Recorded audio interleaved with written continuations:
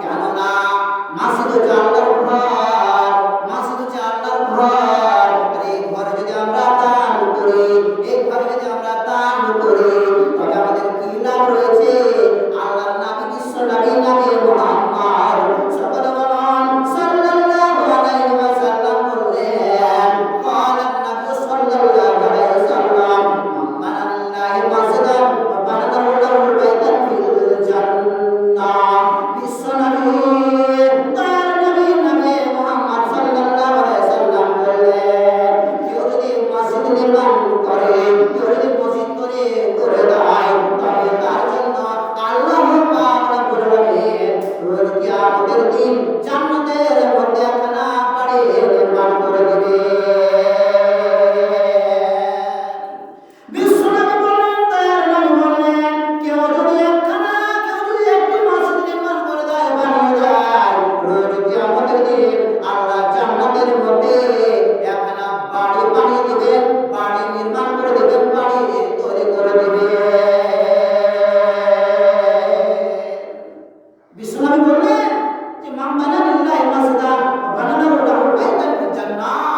বাইতুল মানে হচ্ছে ঘর, উর্দুতে হচ্ছে ঘর। আমরা এই ঘরটাকে বাংলা আমরা ব্যবহার করি ঘর। কেউ বলে ঘর নির্মাণ করে দিবেন, এর সঠিক অর্থ হচ্ছে ঘর বা ঘর, এর অর্থ হচ্ছে বাড়ি। এর অর্থ হচ্ছে কি? বাড়ি।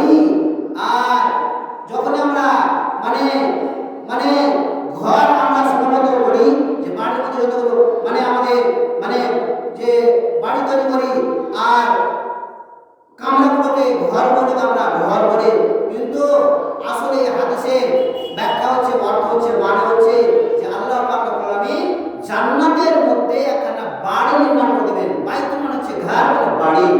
আর আরবিতে গুরফাতুল মানে হচ্ছে কামরা, যে আমরা একটা করে চারটা পাঁচটা যে ঘর নির্মাণ করি, গুরফাতুল মানে হচ্ছে কামরা।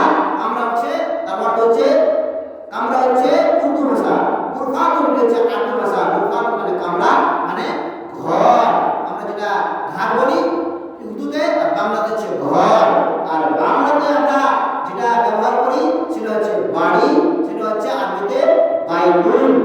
যা আল্লাহ পাক রব্বুল আলামিনের নাম বললেন যে জান্নাতের মধ্যে কিয়ামতের দিন জান্নাতের মধ্যে আল্লাহ পাক রব্বুল আলামিন একখানা বাড়ি নির্মাণ করে দেবেন।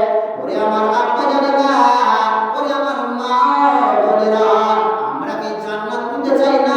জান্নাতের মধ্যে কি আমাদের ইচ্ছা জাগে না যে আমাদের বাড়ি নির্মাণ হোক? আমাদের কি ইচ্ছা হয় না? আমাদের কি মননশীলতা জাগে না? আমাদের কি মনে চাহিদা জাগে না যে জান্নাতের মধ্যে আমাদের জন্য একখানা বাড়ি নির্মাণ করা হোক?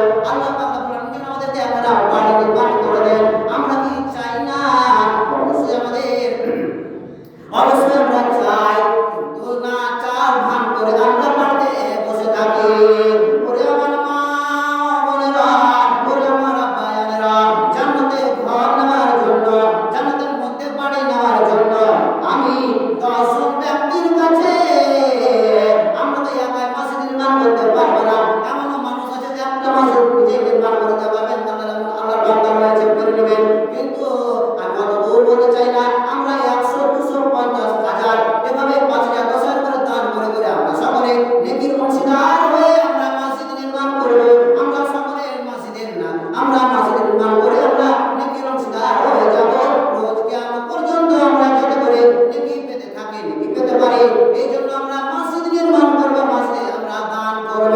এই জন্য আমি আল্লাহর একজন গুনাহগার বান্দা, পাপী বান্দা, আমাদের কাছে জান্নাতে মানে জান্নাতে কিয়ামতের দিন জান্নাতে ঘর নির্মাণ করার জন্য 1,000 টাকা চেয়েছি। 10 জনের কাছে কে আছেন এমন আল্লাহর বান্দা যে 1 নম্বরে 10,000 টাকা দান করবে? বুঝলো? বুঝলো? 1,000 টাকা পারবে না?